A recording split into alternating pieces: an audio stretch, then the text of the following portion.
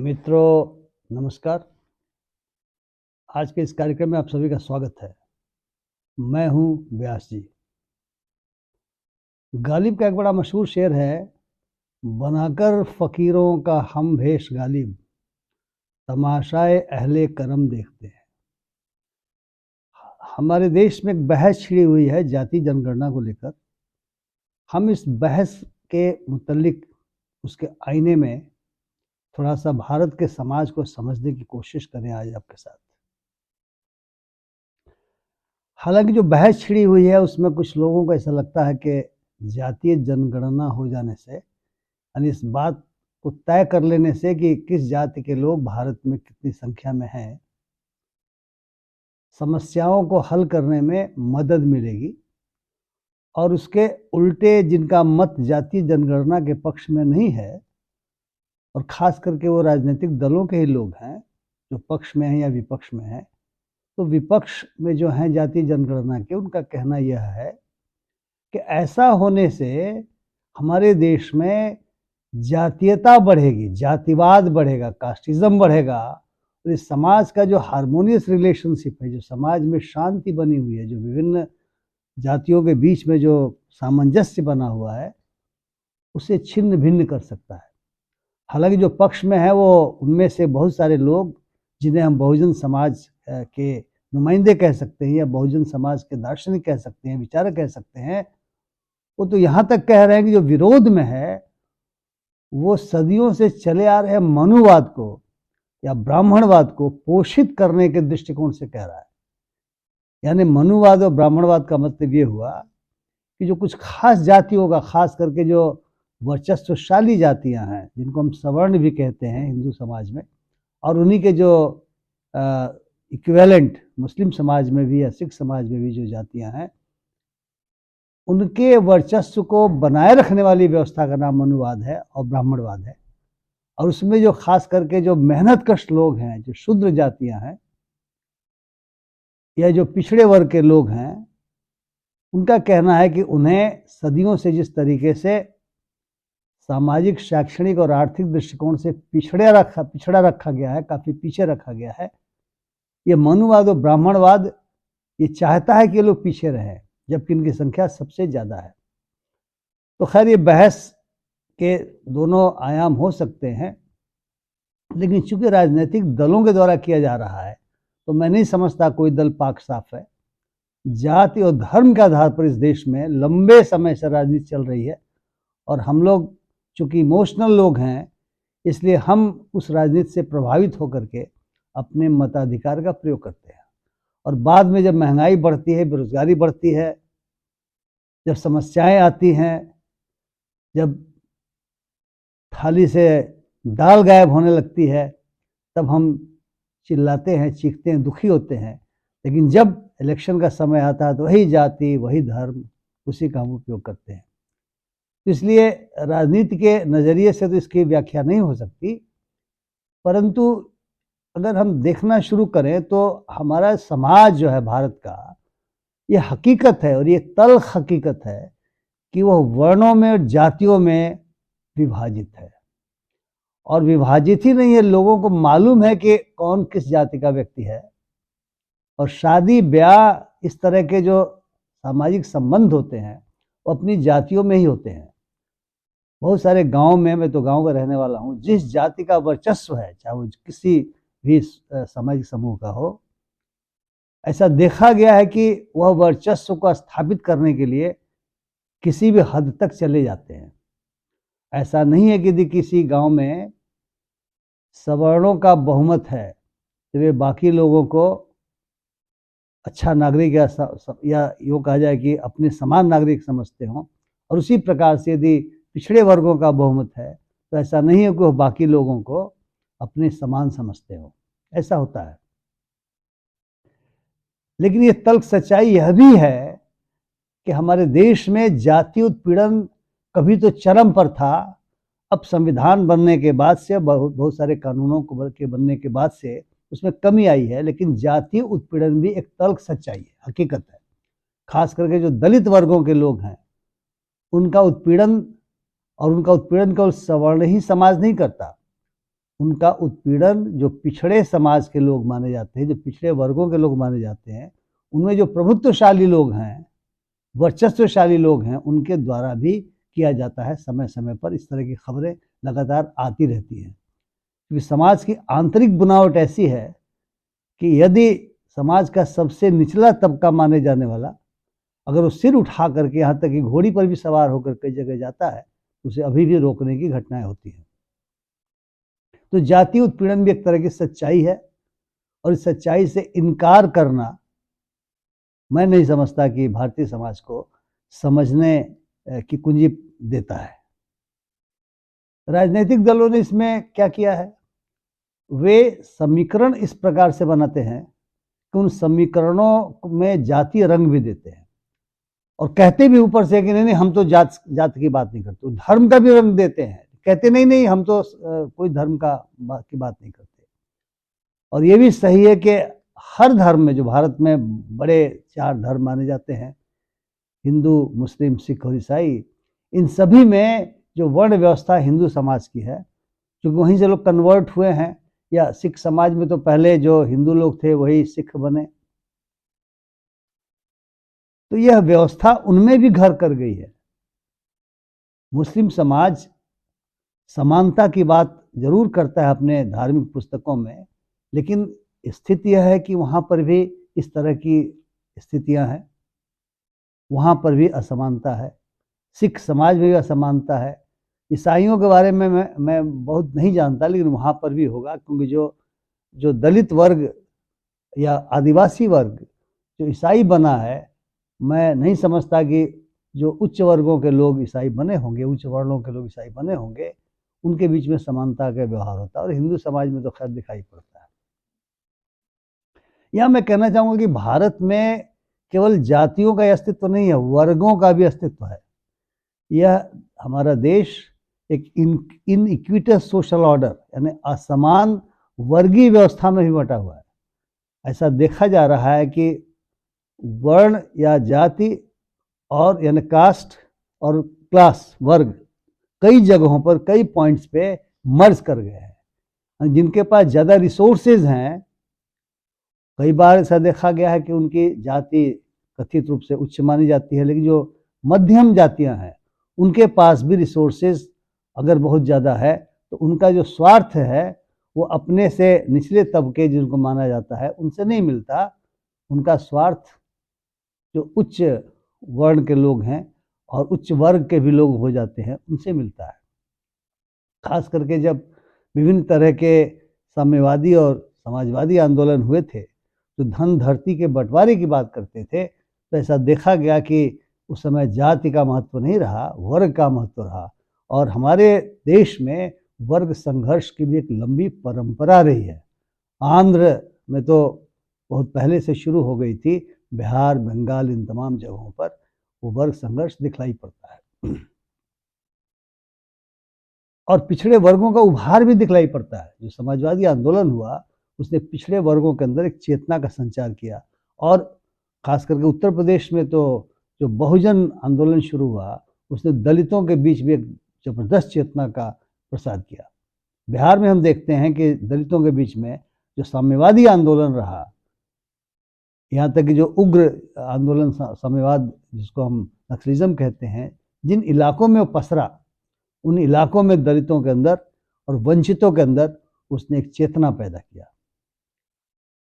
Bahujan Samaj party ने जाति के आधार पर चेतना पैदा किया, लेकिन साम्यवादी आंदोलनों ने वर्ग के आधार पर चेतना पैदा किया।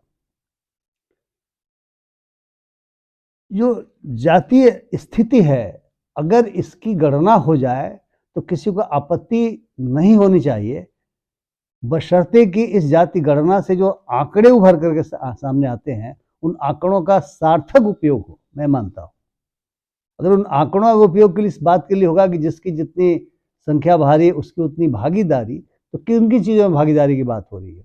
सरकारी नौकरियों में भागीदारी की बात हो सकती है, राजनीति में भागीदारी की बात हो सकती है, लेकिन वहाँ पे जो स्पेस है वो बहुत ज़्यादा नहीं है। बिहार की जाति जनगणना से ज्ञात हुआ कि 20,49,000 लोग ही सरकारी नौकरियों में है, जबकि 46 लाख लोग यानी 20,49,000 सरकारी नौकरियों में बिहार में काम करते हैं, क्योंकि 46 लाख लोग बिहार के बाहर अपनी रोजी रोटी कमाते हैं, और इसमें से लगभग 5.5 लाख छात्र वो बाहर पढ़ते हैं। इसका मतलब ये हुआ कि जिनके पास साधन है, संसाधन है, रिसोर्सेज है, वे अपने को सीमित नहीं रखते अपने राज्य में ही, वे जहां भी एवेन्यूज उनको बेहतर मिलता है वहां वो चले जाते हैं। इसलिए अगर जाति जनगणना को सामाजिक आर्थिक जनगणना के साथ जोड़ा जाए, जैसा कि बिहार ने किया है, तो मैं समझता हूं कि इसका बहुत ही सार्थक ढंग से, सकारात्मक ढंग से, विभिन्न प्रदेशों के अंतर को देखते हुए, विभिन्न प्रदेशों में जो जातियों के बीच का सामाजिक आर्थिक स्तर है उसको देखते हुए, शैक्षणिक स्तर उसको देखते हुए विकास की नई योजनाएं बनाई जा सकती हैं, सामाजिक आर्थिक उत्थान के लिए कोशिशें की जा सकती हैं। अब उदाहरण के लिए मैं देख रहा हूं, अगर मैं, चूंकि बिहार में ही सामाजिक आर्थिक जातीय गणना हुई है, तो मैं संख्या को छोड़ देता हूं। मैं देख रहा हूं कि 6,000 मासिक जिन परिवारों की आमदनी है वो 34.13% है, और जिनकी आमदनी 6,000 से 10,000 तक के बीच में है, उनकी संख्या पूरी आबादी का 27.69% के आसपास है। यानी 63+ % जो लोगों का है, आप कह सकते हैं उनकी आमदनी 10,000 रुपये से कम की है। हालांकि बिहार ने माना कि जिनकी आमदनी 6,000 रुपये मासिक से कम की है वही केवल गरीब हैं, उनके लिए गरीबी से हटाने की योजनाएं बन रही हैं। 2-2 लाख रुपए देने की बात आ रही है ताकि वे उद्यमी बन सके, सतत जीविकोपार्जन योजना के तहत दिया जा सके। लेकिन 10,000 रुपये मासिक का भी आज की तारीख में इतना इन्फ्लेशन है, इतनी महंगाई है, रुपए का अवमूल्यन हुआ है, तो कोई मायने मकसद नहीं है। तो आप कह सकते हैं कि मोटे तौर पर 64% लोग पता चला है, और इसमें मिथ ये टूटा है कि केवल पिछड़े वर्गों या दलित वर्गों के लोग ही नहीं इसमें शामिल हैं। इसमें कथित रूप से जो बड़े वर्ण माने जाते हैं, जो सवर्ण माने जाते हैं विभिन्न जातियों में, मुस्लिम और, या तो मुस्लिम और हिंदू, इस तरह के दो धार्मिक समूह रहते हैं, उन सभी को मिला लिया जाए तो उनमें भी गरीब आते हैं। और कुल जातियों की संख्या यहाँ 215 बताई जा रही है, जातीय जनगणना में आया है, और 112 जातियां तो वे हैं जो अत्यंत पिछड़े वर्ग में आई हैं, 7 जातियां सवर्णों की हैं, दलितों में भी बहुत सारी जातियां बताई गई हैं, और शेष जातियां पिछड़े वर्गों की हैं। इतनी जातियां हैं जो सामाजिक हकीकत है, किसी की संख्या ज्यादा है, किसी की संख्या कम है, लेकिन गरीबी मोटे तौर पर सभी के बीच में है। जो शिक्षा की स्थिति आई है वह और दुखद है। शिक्षा के बारे में अगर मैं इस रिपोर्ट को थोड़ा सा विश्लेषित करूं आपके लिए, तो ज्ञात हो रहा है कि कुल मिलाकर के केवल 14.71% ही मैट्रिक पास है, और 6.11% आबादी स्नातक है। और इसमें विभिन्न जातियों का भी विवरण दिया हुआ है। स्वाभाविक है कि जो दलित जातियां हैं उसमें स्नातक पास करने वालों की संख्या 3-4% के आसपास है। अति पिछड़ा में भी 4.27% है, सामान्य वर्गों में 13.41% है, और पिछड़े वर्ग में 6.77% है। और पिछड़े वर्गों की जितनी जातियां उसमें जोड़िए तो किसी में कम, किसी में थोड़ा सा ज़्यादा, इस तरह का आंकड़ा आता है। यानी शैक्षणिक रूप से एक तरीके से समाज की एक तस्वीर उभर करके सामने आ रही है कि कौन से लोग हैं जो शिक्षा की मूल धारा से वंचित रह गए हैं। विदेश में पढ़ने वाले जो नौजवान हैं, विद्यार्थी हैं, उनकी संख्या भी आई है जो बहुत कम है, लेकिन है संख्या। कुछ लोग बाहर भी पढ़ रहे हैं, देश के बाहर पढ़ रहे हैं, अमेरिका और इंग्लैंड, यूरोप जैसे देशों में पढ़ रहे हैं। तो ये जो आंकड़े आए, उन आंकड़ों का उपयोग हो सकता है। जो रिजर्वेशन को लेकर सबसे ज़्यादा हल्ला होता रहता है, सारी पार्टियां सपोर्ट करती हैं मोटे तौर पर। 20,49,000 जैसा मैंने कहा, उतने लोग तो सरकारी नौकरियों में है, तो इनसे तो बहुत कुछ समाज का भला होने से रहा। उनका अपना भला भले ही हो जाए, लेकिन समाज का तो भला नहीं हो पाता। एक आंकड़ा आया है किनके पास कितना घर है। पक्के मकान में रहने वाले लोगों में से बड़ा इंटरेस्टिंग आया हुआ है। लगभग 36.76% परिवार के पास 2 कमरे या उससे अधिक का पक्का मकान है और 22.37% परिवार के पास 1 कमरे वाला पक्का मकान है और शेष के पास यानी मोटा मोटी 59% लोगों के पास पक्का मकान है, कम या ज़्यादा, लेकिन शेष जो आबादी है उसके पास खपरैल, टीन या झोपड़ी और ऐसे भी परिवार हैं जिनके पास कोई मकान है ही नहीं। 0.24% ऐसे परिवार हैं जिनके पास कोई मकान है नहीं। और ये जो संख्या है, जो मैं आंकड़े आपसे पढ़ रहा हूँ, इससे ज्ञात होता है कि जातीय रूप से विभिन्नता है, असमानता है। जितना ही वर्ण व्यवस्था में आप नीचे जाएंगे उतना ही आप पाएंगे कि गृह विहीनता बढ़ती चली जाएगी, यानी पक्के मकानों की संख्या कम होती चली जाएगी, झोपड़ियों की संख्या बढ़ती चली जाएगी, आवासहीनता की स्थिति बढ़ती चली जाएगी। तो ये महत्वपूर्ण आंकड़ा प्राप्त होता है। रिसोर्सेज के बारे में है।